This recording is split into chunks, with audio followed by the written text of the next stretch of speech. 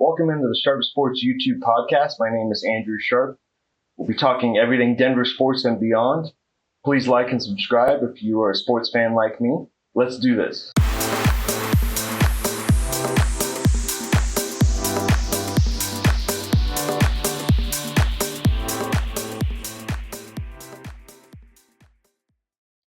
Welcome into the Sharp Sports YouTube podcast. My name is Andrew Sharp.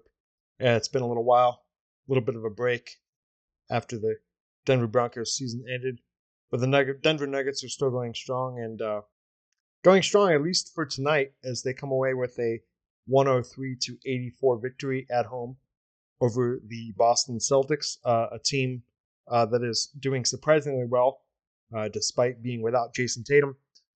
Boston Celtics are still a quality opponent. Of course, them being in the Eastern Conference, Denver Nuggets only play a home and home with each of the Eastern teams. So a good chance for the Nuggets to really play certainly a Eastern Conference true contender.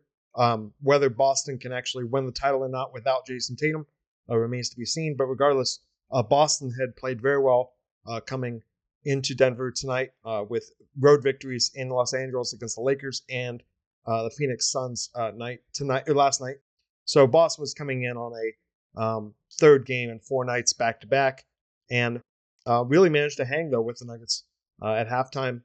Basically, essentially, almost basically a tied game, and really, Nuggets basically were playing a little bit on their back heels for most of the first half, as Derek White, who had no points in the first quarter, burst out for 18, a career high for one quarter for Derek White in a single quarter, with 18 points.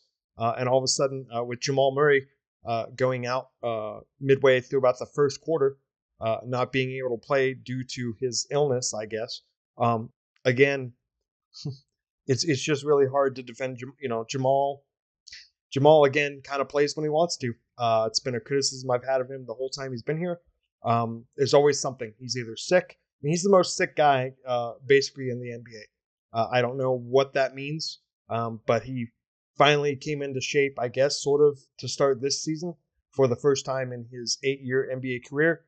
And again, against a big-time opponent in a big game, all of a sudden he's out in the basically most of the game midway through the first quarter. And Nikola Jokic, who always has to carry the majority of the load and the water for the Nuggets, yet again comes through with a good, solid effort, great game. By his standards, okay game, but for any other player, very good game for Nikola Jokic. I was a little dismayed at how many three-pointers he was shooting. I had a coworker of mine who suggested perhaps he's trying to work through a shooting slump. That seems as good as any explanation to me. But really, Nikola Jokic was absolutely able to take advantage of the inside presence or lack thereof of defense from Neemias Queta and some of the other guys. Certainly Vucevic. Nikola Jokic had no problem scoring inside against either one of the Boston centers. Nikola Jokic ends up finishing with, ends up finishing with 30 points, 12 rebounds for yet another double-double, only 6 assists, and a plus 13 plus or minus. Certainly a good win for the Nuggets, as this team has been increasingly up and down, up and down, up and down. Win one, lose one, win one, lose one. Just lost a bad game with a bad loss in San Francisco against the Warriors. Blew out the Trailblazers, but everybody blows out the Trailblazers. Lost a bad loss, 1-point loss at the Clippers. Won against a hapless Grizzlies team here at home. Lost versus the Cavaliers here at home. Beat the terrible Bulls in Chicago. And lost at the Knicks and at the Pistons. My point being is, unfortunately for the Nuggets, they're getting away on the margins of beating some bad teams, but they're losing to the good teams. Tonight, at least for tonight, was a quality win against a quality opponent. And that's going to have to continue for the Nuggets as they go ahead in their schedule, as it was reiterated on the broadcast, that the Nuggets have the hardest remaining schedule in the NBA, not just the West, in the NBA. They have the hardest remaining schedule as they try to continue to battle for position in the Western Conference playoffs, I should say. And we're going to talk a little bit right now about what might work for the Nuggets moving forward, basically for the home stretch of this NBA season. A few months ago when I did another video on this, I was hoping that perhaps the Nuggets just might be able to get up to the number 2 seed in the Western Conference so that they would not have to play the Oklahoma City Thunder theoretically until the Western Conference Finals. But unfortunately for the Nuggets, with their mediocre play lately, some injury bad luck with Aaron Gordon still being out, Peyton Watson still being out. Nikola Jokic obviously was out previously for an extended period earlier this season. And the Denver Nuggets now suddenly find themselves really battling the Houston Rockets, who they play pretty soon, I think in about 2 weeks. I'm thinking about maybe going to that game. They are definitely playing for the 3 seed. The San Antonio Spurs with Victor Wembanyama have won 10 straight games. And Zach Castle as well, truly coming into form, coming into their own, coming into their prime. San Antonio Spurs now sit with 42 wins on the season, and the Denver Nuggets only have 37. So, yes, I understand that it's only technically 5 games, but really there has been a line set between Oklahoma City, San Antonio, and kind of everyone else. And unfortunately, given the fact that the Nuggets, as it was said on the broadcast, have one of the harder remaining schedules, really, the Nuggets really need to fight like you know what to really overtake Houston for that 3 seed, because I really don't think the Nuggets are going to get to a top 2 seed this year. They've dug themselves too deep a hole. Their schedule remaining is too difficult, and unfortunately, injuries have definitely plagued this team a bit through the season. Because for the Nuggets, as much as the victory was great tonight, it doesn't get any easier. They go at Oklahoma City this Friday. They host Minnesota on Sunday, and Minnesota's not a great team, but the Minnesota has played well, and Anthony Edwards always plays well against the Nuggets. They have games coming up against the still potent Los Angeles Lakers, who they lost to at home in a game I attended a little while ago. They host the Knicks. Despite the Knicks not playing well and losing last night in Detroit, Knicks have everything to play for, and the Nuggets have to go yet again to Oklahoma City. So they have 2 games in Oklahoma City basically in the next 2 weeks. As I said, aforementioned, have a game at home against Houston, which, if you're battling Houston for the 3 seed, critical game. And then they go at San Antonio, at Los Angeles, host the 76ers.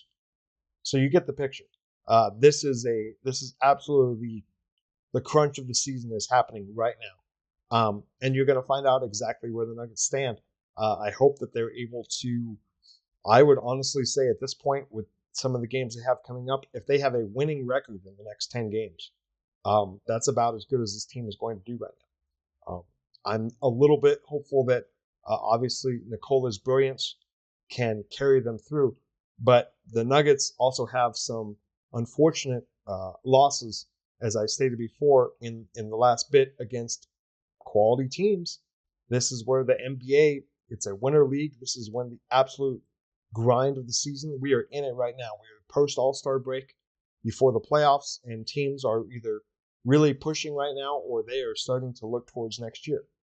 And so for the Nuggets, yeah, they're able to beat around the teams who are clearly not contenders, like Portland and Memphis and Chicago, and even the Clippers are kind of marginal at this point.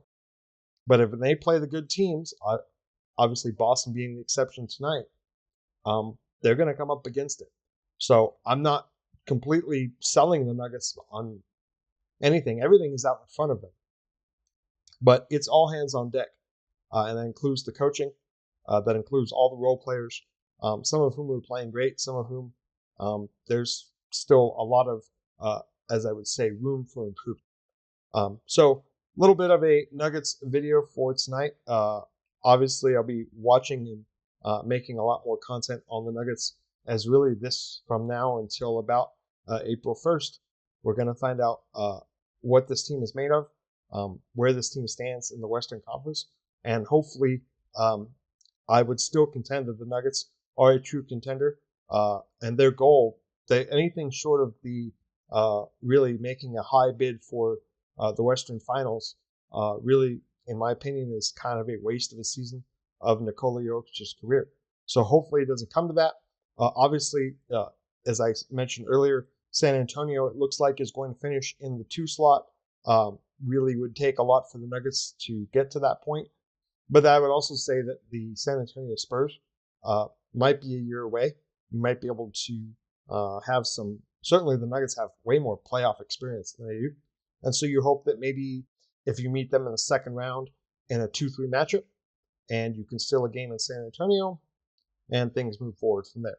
But where that's way, way, way down the line, right now the Nuggets need to just concentrate on getting healthy, surviving really the crux of this season, and really this is the time to grind. If ever there was a time for any of the other guys other than Nikola Jokic to step up, now's the time. Anyways, thanks for joining me. My name is Andrew Sharp, Sharp Sports YouTube podcast, and be back for more content with the Nuggets and the Broncos in the next few weeks. Thanks for tuning in.